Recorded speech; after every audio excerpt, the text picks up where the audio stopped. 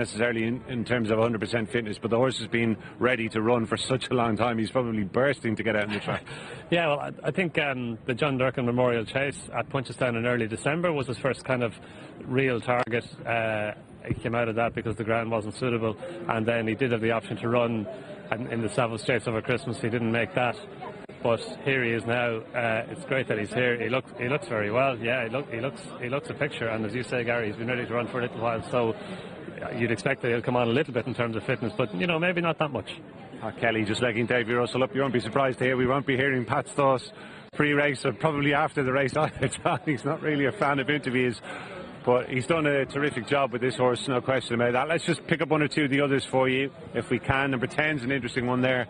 That's Gordon Elliott's Prince of Scars, who's back from a long absence today, and going out behind him is that Poem with Paul Townend on board, who also has to have a chance after a good third to Apple's Shade. I thought possibly Don, he deserves marking up on that run, and then the bare form, that second to Apple's Shade. He looked like being a good second or clear best of the rest for much of the journey before his exertions just told a bit late on. Yeah, fully agree, Gary. He was the only one who really made any kind of inroads into Apple's Shade's lead, and even turning around the home straight, or turning around the bottom turn over the second last, he did seem to close on her, and looked like he might get closer, but then the effort that took to get close to her just took it so long. Early doors just passed him for second place, but yeah, I think he can be marked up a little bit on that, and he'd run well the time before that in the Hatton's Grace Hurdle.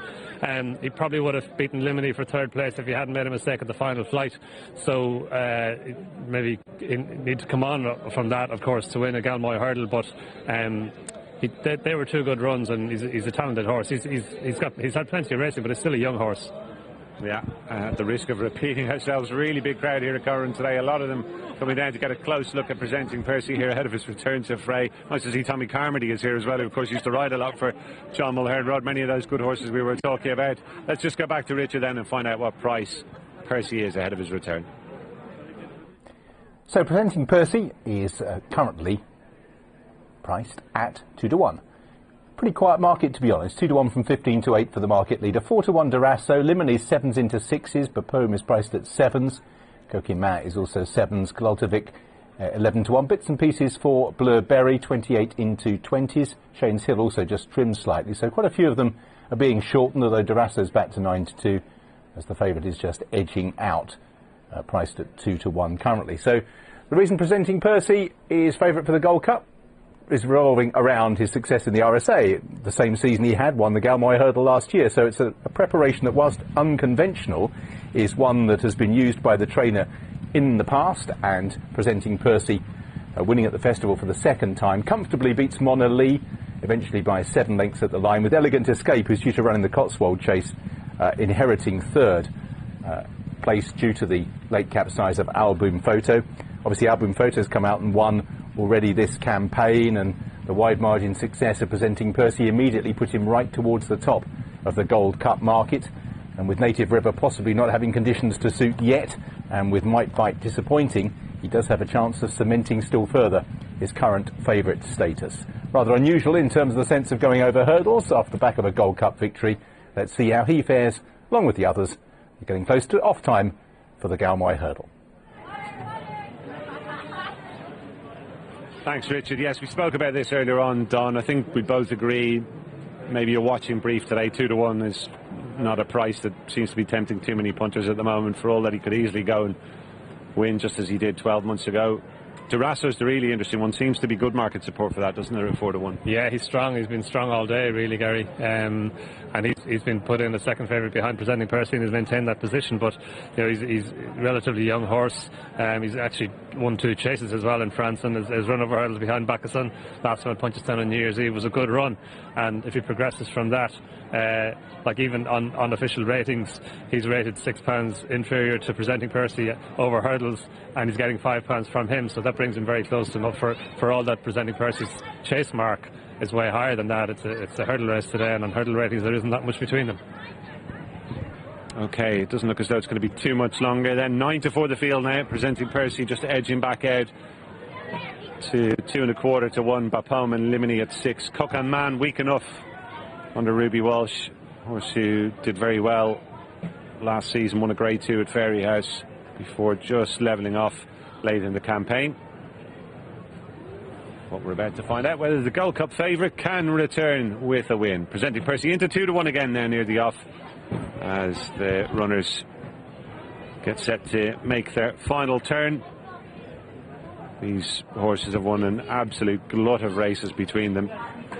Horses like Shane's Hill, Limini, they've got 17 wins between them. Horses like Kilolta Vic, Mala Beach, Prince of Scars, we haven't had much of a chance to talk about those. Don Polly, of course, another former Cheltenham Festival winner. It's a race full of quality.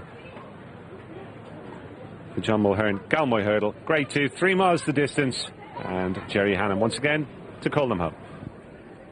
White flag raised, off and running in the 3-mile John Mulhern Galmoy hurdle, grade 2.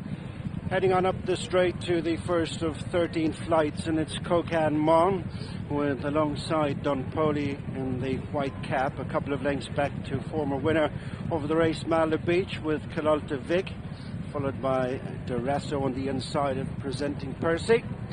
Last year's winner making his eagerly awaited reappearance, is being followed by, on the near side, Prince of Scars, and also former winner Shane's Hill on the inside of stable companions Blueberry, as they go into the bend with 2 circuits in front of them. Next is Limini, and towards the back as they race towards the final 2.5 miles, Bapom. As Cocan Mon has stretched on 5-6 lengths clear from Don Polly, in turn 4.5 lengths in front of Kilolta Vic as they jump the second flight. On the inside is Mala Beach from Durasso, with Presenting Percy alongside. Shane's Hill next with Blueberry, Prince of Scars on the outside of Limini with the back marker Bapom. The 11 runners reach the middle flight up the far side, number 3 this time, and it's Cocan Mon and Ruby Walsh out a good 6 lengths in front of Don Polly and Jack Kennedy. In third place, racing right up the far side of the track, Mala Beach and Dennis O'Regan to the inside of Kilolta Vic and David Mullins. And then comes Durasso and Presenting Percy as they jump that flight, taking them on towards the next at the end of the back straight. Cocan Mon maintaining an advantage over Don Polly, with gone up on either side of Don Polly, Kilolta Vic and Mala Beach, and then Durasso and Presenting Percy. Prince of Scars next with Blueberry, and then comes Limini, Shane's Hill, and the back marker remains Bapom. Reaching their final 2 miles and the flight before the straight, and it's Cocan Mon, the lead down now to about 3 lengths with Don Polly nudged along on the inside of Kilolta Vic, and then Mala Beach. Presenting Percy is next in the green and white, and Durasso is followed by Limini, Prince of Scars, Blueberry, Bapom and Shane's Hill just relegated to be the back marker. Making the run towards the halfway stage, and they'll soon be at the end of a circuit in the John Mulhern Galmoy hurdle, and Cocan Mon has come back to Kilolta Vic and Don Polly, who continues to be ridden along in between horses, followed at the top of the straight by Mala Beach, and then Presenting Percy. They're spread right across the track, reaching the first of the 2 in the straight. Cocan Mon, Don Polly and Mala Beach, being followed by Kilolta Vic, who leads a group on the stand side. Presenting Percy, Durasso, Limini, Prince of Scars and Bapom. In 2 groups, racing to the flight that'll be the last one next time they're past the halfway stage.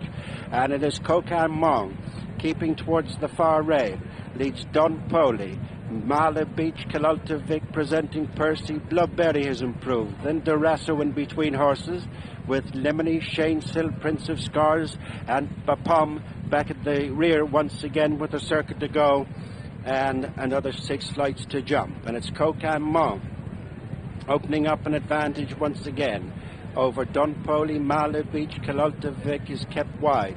And then comes Blueberry with Durasso and Presenting Percy as they race to the 10 furlong point, and the first of 3 up the far side, 6 to jump. Cocan Mon by 4 with Mala Beach on the inside, joining Don Polly who continues to be intermittently ridden along.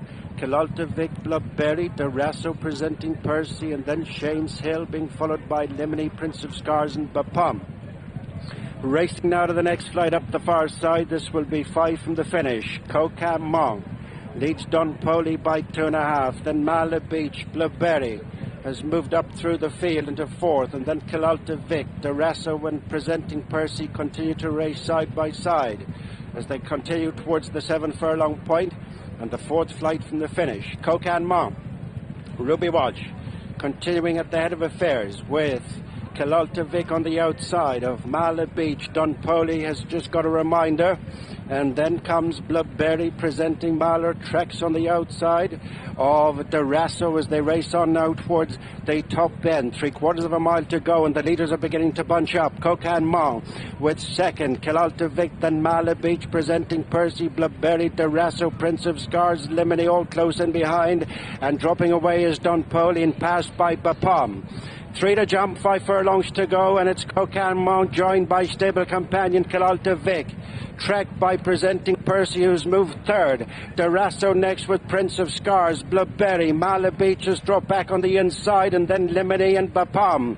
They've a good run to the second last flight. Kokan Mong headed by Kilalta Vic, and just behind them both presenting Percy and Darasso. From the back of the field, Limini is joining in, and then Prince of Scars being followed by Blubberry. Bapom and Mala Beach has dropped away.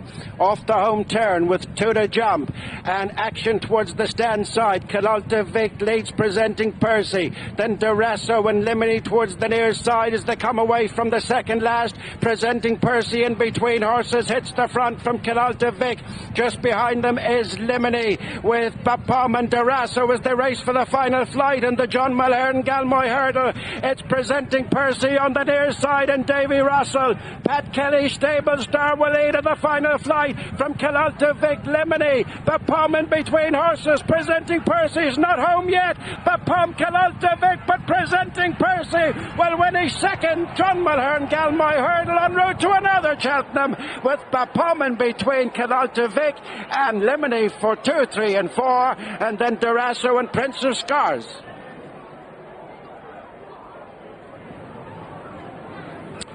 Well, we and this horse's legion of fans have had to wait a long time to see him back in action after his win in the RSA Chase at Cheltenham.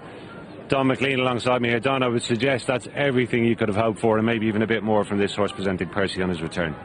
Yeah, you couldn't have hoped for any more, Gary. He just travelled so well through his race. Davy Russell obviously gave him a lovely ride. He jumped his hurdles well. He came to the near side in the home straight, and if he was going to lack race fitness, it was going to be there, and it'll be interesting to hear what Davy says when he comes in now, because it looked like he looked in trouble for a minute going to the last, but then he stayed on so well. And I know they finished in a bit of a heap around him or behind him, but he's done, as you say, Gary, he's done all he needed to do. It's a hurdle race. He's a better chaser than he is a hurdle. It's his first run since last March when he won the RSA Chase, and you couldn't have asked for more than that. 3 from 4 for the Gold Cup with Betfair after that winning return. Just pricking his ears going to the last here.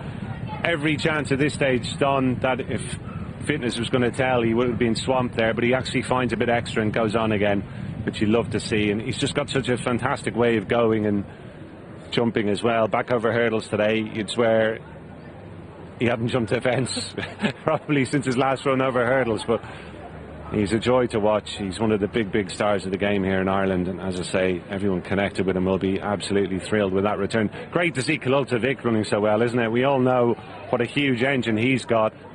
It's been a while since he showed us what he was capable of in that Irish Gold Cup when he tipped up at the last, but clearly on this evidence, still good races to be won with him. Yeah, and absolutely. No, it's a big step forward from his last run. I guess the softer ground probably helped him a little bit, and 3 miles over hurdles. That he did have conditions in his favour, and he travelled really well. He went to the front, and he travelled well in front.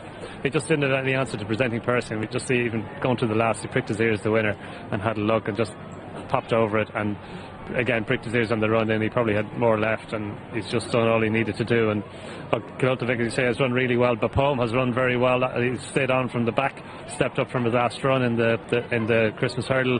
Limini's run very well as well over 3 miles, but none of them could get to the winner. Yeah, Limini's run very well indeed. Also, so too Bapom. Honourable mentions for them, but at the end of the day, none of them Good match. Presenting Percy, who wins the John Mulhern Galmoy hurdle and wins by a length and a quarter. So the second dual winner of the Galmoy, following Emotional Moments' successes in 2005 and 2006. So let's take it over a circuit from the finish, because we're actually just showing the closing stages. We will take you a little bit further back. This is the head-on of the closing stages, but in actual fact those groups are very similar to what they were a circuit before, and it's notable that even though it probably also contained the best horses, the 6 horses that raced on the stand side up the home straight fill 5 of the first 6 positions. The other point to make is they could have very different Cheltenham targets here. The winner obviously is Gold Cup bound. The second horse, Papome, is probably going to go for the stayers. Kilalta Vic, maybe Ryanair, also in the Irish Gold Cup as well in just over a week or so's time. And Limony could well go for the mares. So you've got the rather unusual situation there of 4 horses fighting out a finish, all of whom could have completely different Cheltenham Festival targets. He pricked his ears. He had a bit in hand, I think, presenting Percy. That's a really good return for him. 9-4 favourite. He drifted on the day, but was still too good for Papome, who was well back, 11-2 in second, and Kilalta Vic in third at 10-1. So a chance to pull the bones out of this year's Galmoy, and this is the point I wanted to make. If they are the slightly better horses on the stand side, but if you look at the 6 that race stand side versus the 5 that race the far side, Shane's Hill was pulled up pretty swiftly. I hope he's okay. Don Polly drops right out, but the other horses go